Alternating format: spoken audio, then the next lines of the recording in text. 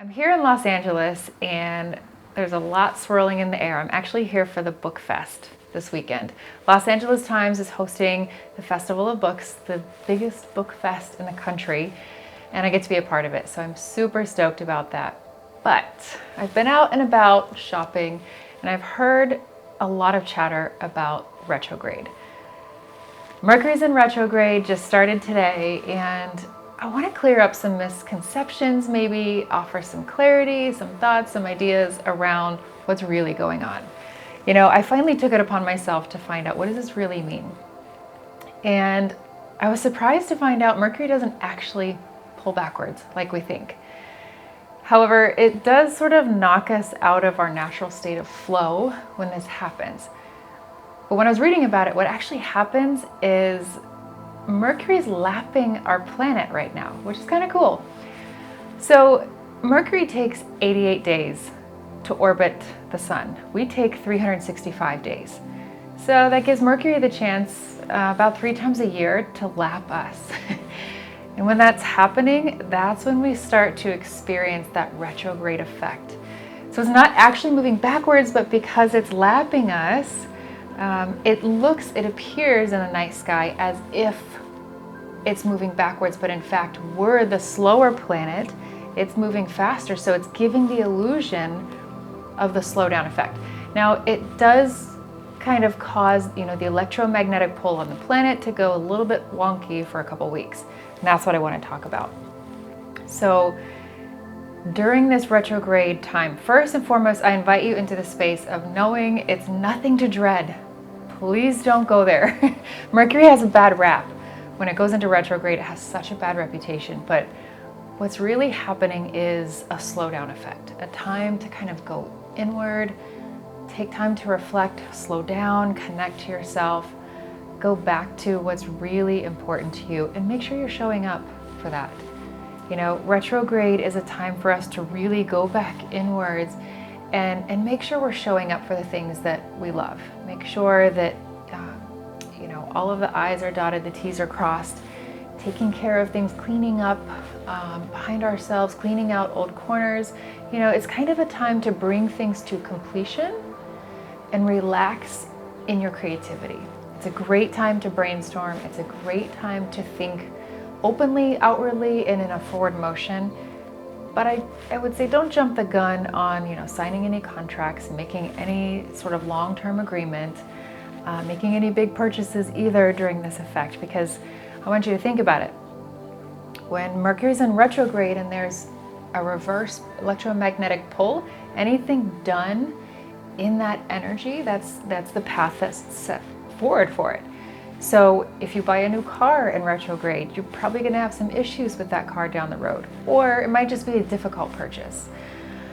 Expect timelines to be pushed around a little bit. You might have a deadline or a timeline to meet for something, and expect that to be a little bit pushed around, a little bit difficult to reach. So maybe offer some wiggle room for yourself. You can expect communication also to maybe be a little bit fiery, a little bit off. This is a time for misunderstandings. So take it easy on yourself. Take it easy on everybody around you too, because Mercury governs communication. So as you can imagine, when it's causing that retro effect on us, communication is going to be a little bit chaotic. Be clear, be straight to the point, be assertive, be gracious. That's it. Now I want to kind of plug in a little bit deeper and see what Spirit has to say about retrograde and kind of how to get ourselves through it, because we all freak out, we all blame everything on retrograde, but I want to go a little bit deeper and see, what's really happening or how to get ourselves through it. I know for myself, during the first part of retrograde, I feel amazing. I feel creative, I feel open and inspired, and usually on the tail end, I feel like the world's burning down.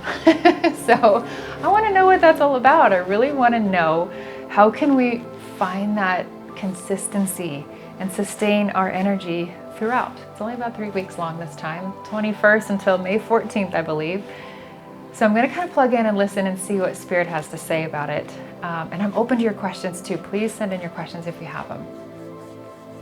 When I first started to dive in and listen to Spirit in preparation for this video, I was seeing and hearing, as I connect and communicate with spirit, my two main places that I source information are clairvoyance and clairaudience, seeing and hearing.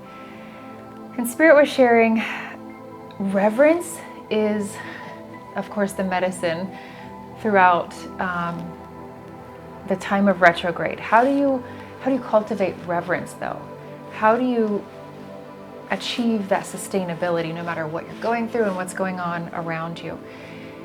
And truly, it is allowing yourself to conduct your life from a point of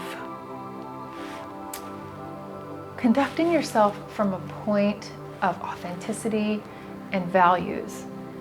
Okay? And as you do that, the authenticity that perpetuates the path before you continues to open the path before you. If we waver in that integrity, that's when the path before us becomes chaotic, diluted, confusing, and even challenging, dense, really hard. The reason why things become chaotic is because we've left our authentic self, our true nature. How do we maintain a state of flow? Non-attachment. No expectations of any outcome of anything you have planned, especially during retrograde. Like I said, timelines are going to get pushed around. Projects, things like that, it's all going to be pushed around a little bit. So have grace, have patience, okay? Bringing in reverence, cultivating your sense of reverence through this time so that you maintain that state of flow is going to be what carries that sustainability, okay? Mudras are a wonderful practice, but it can be as simple as a mantra, really simple as a mantra. Easy come, easy go, I maintain my state of flow. That has always been my fallback, no matter what I'm going through in life. Easy come, easy go, I maintain my state of flow, as above, so below. You can go on and on, but it can be that simple. Don't overthink it, you guys. Retrograde is here to help you open up. It is a time for opportunity. It's not a time for commitments. Wait till retrograde is over and then go into your commitment. It's a time for creativity and brainstorming and going deep within yourself. Reflect, make sure you're showing up for what's important to you and share it, okay? No expectations, don't attach to the outcome, and you'll find yourself naturally in that state of flow throughout the entire time.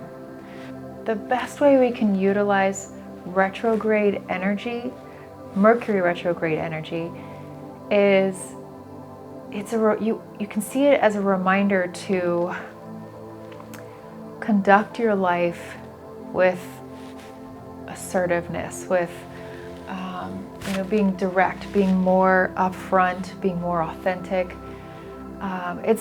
When Mercury retrogrades, it can cause chaos if we're not direct, if we're not clear on who we are, if we don't have set intentions in front of us and we're not creating our path.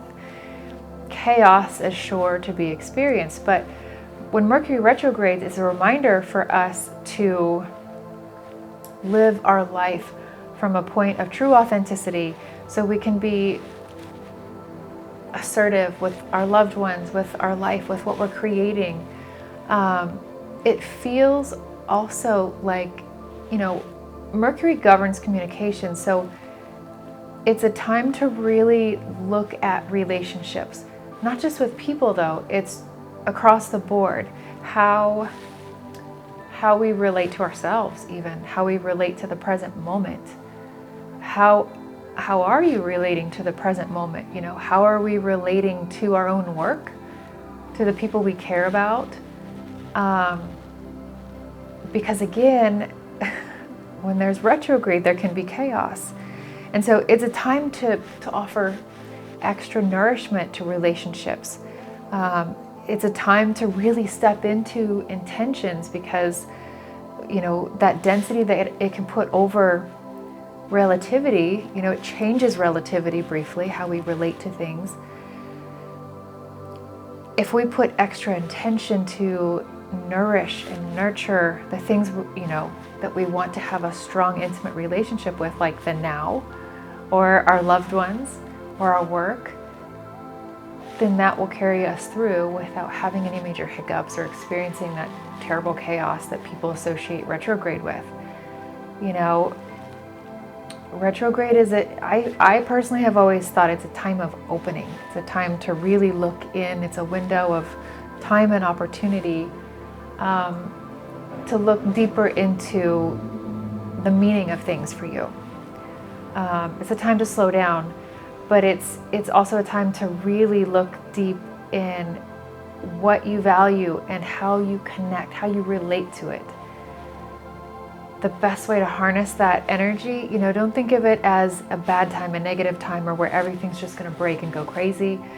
That's not the case. It's actually a wonderful reminder for us to be assertive, to act on our intentions, to be clear in our intentions and our actions, and especially our communication.